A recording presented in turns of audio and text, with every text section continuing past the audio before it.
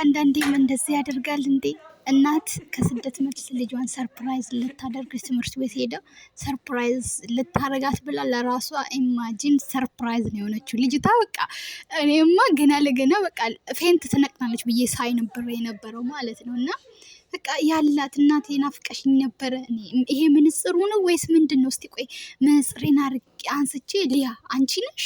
በቃ አላመነችም ልጅቷ። የሆነ ህልም ውስጥም ነገር ነው የመሰላት። ይሄ ስሜት ማን ነው? እስቲ በቃ ማን ነው እንደኔ? እኔ እንጃ። በቃ የልጅቷ ይታያችሁ። ልጅ እንደዚህ እየናፈቀቻችሁ እናንተ በስደት ስትቀሩ ወይኔ አላህ እንደ ወጥቶ ከመቅረት ይጠብቀን። እንደው አላህ ልጆች ያላችሁ ለልጆቻችሁ ገብታችሁ ይሄን ደስታ እንድትሰጧቸው እናንተም እንድትደሰቱ ልጆቻችሁም እንዲደሰቱ አላህ ያደርጋችሁ ማለት ነው። እና የምር በቃ ልጅቷ እኔ አላቅም፣ አንዳንዴ ደስታ የምትሆኑትን ነው የምታጡ። እናት ሰርፕራይዝ ሆናለሁ ብላ ለራሷ ሰርፕራይዝ ተደረገች ማለት ነው። አላቅም በቃ የስሜት እንደው የምትመኙ ጭንቅ የምትመኙ አላህ ሱብሃነሁ ወተዓላ እንደው ሁላችሁንም ያገናኛችሁ ማለት ነው። አሰላሙ አለይኩም ወራህመቱላሂ ወበረካቱ። እንደውም ክርስቲያን ወገኖቼ ሰላም ሰላም ብያለሁ። ውድና የተከበራችሁ የከዶ ጅማ ቲዩብ ቤተሰቦች ይህም ቪዲዮ ስትጀምሩ ላይክ፣ ሼር፣ ሰብስክራይብ እያደረጋችሁ መጀመራችሁን እንዳትረሱ። ስደት ላይ ያላችሁ እቺ ቀን ለናፈቃችሁ እቺን ቀን መች ነው ከልጄ ጋር፣ መች ነው ከባሌ ጋር፣ መች ነው ከእናቴ ጋር፣ መች ነው መቼስ እንጃ አላቅም። እቺን ቀን ማይናፍቅ ሰው አለ ብዬ አልገምትም። እና የልጅቷ ደስታ እኔ ከሷ ጋር የኔውን ማሽቃበጡ አይገርምም እንዴ? ከሷ ጋር ማልቀሴ በቃ ልክ እኔ ለራሴ ልጄን እንዳገኘው ነገር ነው የተሰማኝ። የልጅቷ ደስታ የልጅቷ ህልምም ነው የመሰላት እውንም አልመሰላትም። በቃ እንዴት እንዳስቀኑኝ ታውቃላችሁ? አላህ ሁላችሁንም ማለት ነው እቺን ቀን ለምትመኙ እቺን ቀን ለምትመኙ አላህ ሱብሃነሁ ወተዓላ ለሁላችሁም እቺን ቀን ይስጣችሁ ነው ምለው። አላህ ወጥቶ ከመቅረት ይጠብቀን። አላህ ከክፉ አደጋ ይጠብቀን። አሁን ስደት ላይ እያያችሁ ነው። ብዙዎች አይምሮ ታማሚ የሆኑ ነው። ብዙዎች ያው ዛሬ ነገ እንታከማለን ይድነልናል፣ በቃ ትንቀላል በሽታ ነው እያሉ ይኸው አስክሬናቸው ወደ ሀገር እየገባ ነው። እና ቤተሰብ ልጅ በዚህ ልክ ናፍቆ እናቴ መች ነው የምትመጣ እያሉ መንገዱን እያዩ እናንተ በእግራችሁ ተጉዛችሁ መታችሁ አስክሬናችሁ ወደ አገር በሳጥን በካርጎ ሲደረግ ምን ያህል እንደሚያም መገመት አይከብድም። እና ብቻ አልሐምዱሊላ በሉ። የምር ባላችሁት ቦታ ላይ አላችሁን አመስግኑ። እና ደግሞ በቃ ለጤናችሁ ቅድሚያ ለራሳችሁ፣ በተለይ መዳም ቅመሞች ቅድሚያ ለራሳችሁ። ትንሽ ሲያማችሁ አይ ዝም ብላችሁ ልክ የሸቃላ መድኃኒት ፐነዶል እንደሆነ ለሁሉም በሽታ ዝም ብላችሁ ፐነዶል አትውሰዱ፣ ለራሳችሁ ታዩ። እኔ ራሱ እንደዚህ ነኝ ነበርኩኝ። አሁን ግን በቃ ወይኔ ከራስ በላይ ነፋስ። እናንተ ስትኖሩ ነው ሁሉም ነገር የሚኖረው።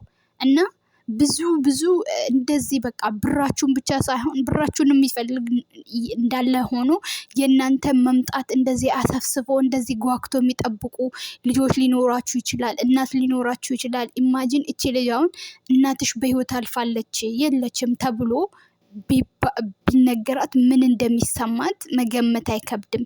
የምር እናቴ ናፍቀሽኝ ነበረ። ምን ያህል እናቷን እንደናፈቀች ምን ያህል በቃ ደስታዋ እውነት በቃ እንጃ። አላህ አንቺ ደግሞ እናትሽን የምትጦሪ አገርሽ የምትጦሪ ያድርግሽ።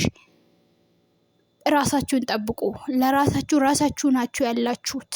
የምር ሜቢ ልጅ ብኖራችሁ ልጆቻችሁ ናችሁ የሚያስቡላችሁ፣ እናት አባት። ከዛ በተቀረ ማንም እናንተን ዞር ብሎ የሚያያችሁ የለም። እና ስለላይ አሁን ላይ በተለይ ሙቀቱ በጣም በቃ ሊያሳብዳችሁ ነው የሚነሳ። ሙቀቱ በጣም ነው የሚያስጠላው። እና በዚህ ሙቀት ውሃ እየጠጣችሁ ምን እያላችሁ ያልፋል።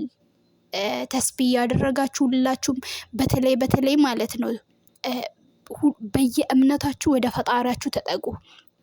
ለፈጣሪያችሁ ንገሩ ችግራችሁንም ምናችሁንም በቃ ፈጣሪያችሁን ሚስጥረኛችሁ አድርጉ። በአሁን ሰዓት ሚስጥረኛዬ ነው ጓደኛዬ ነው ለኔ በቃ ይቆምልኛል ለኔ ያግዝልኛል የምትሉ ሰው የለም። በቃ ሲቸግራችሁም አሁን ላይ ከፈጣሪ እየራቅን ነው መሰለኝ። ሀሳቦች ነገሮች ስራው ምኑ ሲተደማምሮ ጫና ሲሆንብን ቶሎ ምንነቅለው እንዴ። እኔ አሁን ራሱ በጣም ፈራው ለራሴ እንዴ።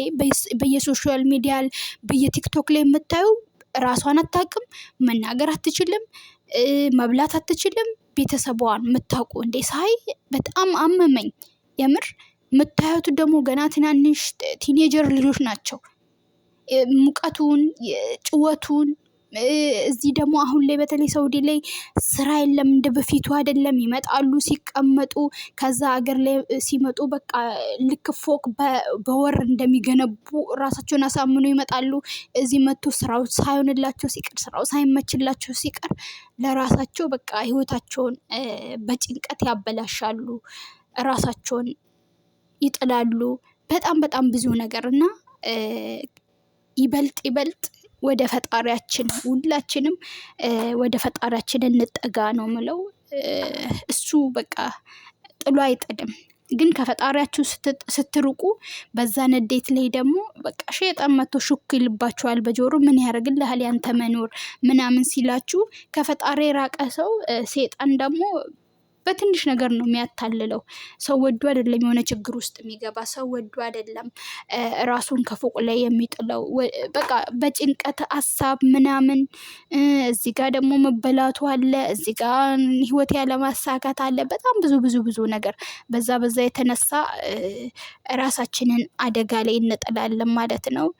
እንግዲህ ነገ በሌላ ቪዲዮ እስክንገናኝ ድረስ ደህና ሁኑልኝ። እስካሁን ስለተከታተላችሁን ስላዳመጣችሁን አመሰግናለሁ። ራሳችሁን ጠብቁ።